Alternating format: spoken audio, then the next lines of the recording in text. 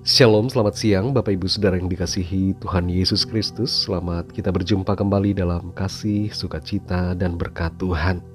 Tuhanlah kekuatan kita, Tuhanlah pembela dan penolong kita. Dia penyembuh, Dia pemulih kita. Di dalam Mazmur 57 ayat yang ke-6 tertulis, mereka memasang jaring terhadap langkah-langkahku. Ditundukkannya jiwaku, mereka menggali lubang di depanku, tetapi mereka sendiri jatuh ke dalamnya.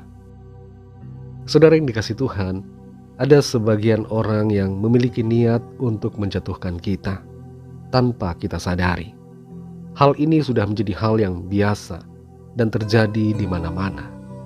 Tidak jarang ada fenomena orang-orang yang bertepuk tangan untuk kita justru adalah orang-orang yang menginginkan kejatuhan kita.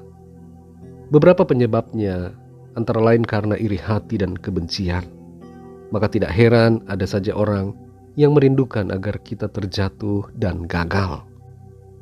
Dalam Mazmur 57 ayat yang ke-6 ini tertulis, mereka memasang jaring terhadap langkah-langkahku, ditundukkannya jiwaku, mereka menggali lubang di depanku, tetapi mereka sendiri jatuh ke dalamnya.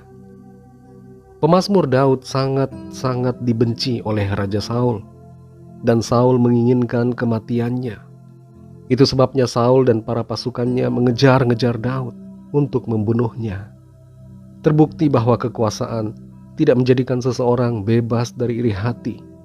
Posisi yang tinggi dan kekayaan juga tidak membuat orang terlepas dari kedengkian dan juga kebencian terhadap sesamanya, khususnya bila ia tidak menjaga hatinya. Pembenci Daud bukan hanya Saul saja. Saul hanyalah salah satunya. Dan dikatakan di sini bahwa mereka, para pembenci Daud, menggali lubang di depannya. Mereka menginginkan kejatuhan Daud. Kegagalan dan kejatuhan Daud akan menjadi sorak-sorai mereka. Tapi sungguh luar biasa, Tuhan membela Daud. Ia tidak membiarkan Daud terjatuh. Malah orang-orang yang merancangkan kejatuhan itu justru yang terjatuh dan gagal.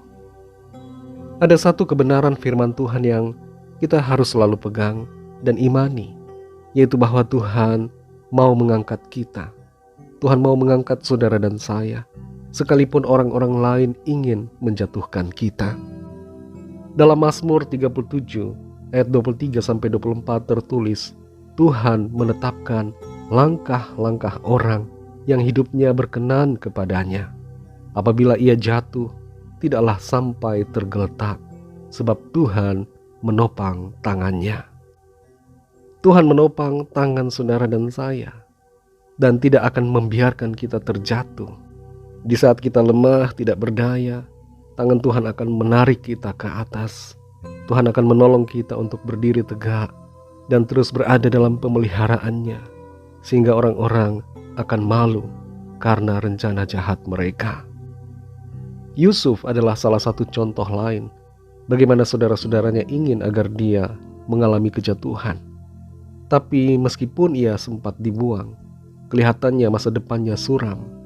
Berada di dalam penjara karena fitnahan, tapi Tuhan mengangkat Yusuf naik ke atas. Tuhan menjadikan Yusuf seorang pemimpin di tanah Mesir. Daniel juga sama. Orang-orang dalam pemerintahan ingin agar Daniel terjatuh. Mereka menginginkan kegagalan Daniel. Mereka benci, iri, dengki terhadap Daniel. Dan itu sebabnya mereka merancangkan suatu rencana jahat supaya Daniel dijatuhkan, dibuang ke dalam gua singa.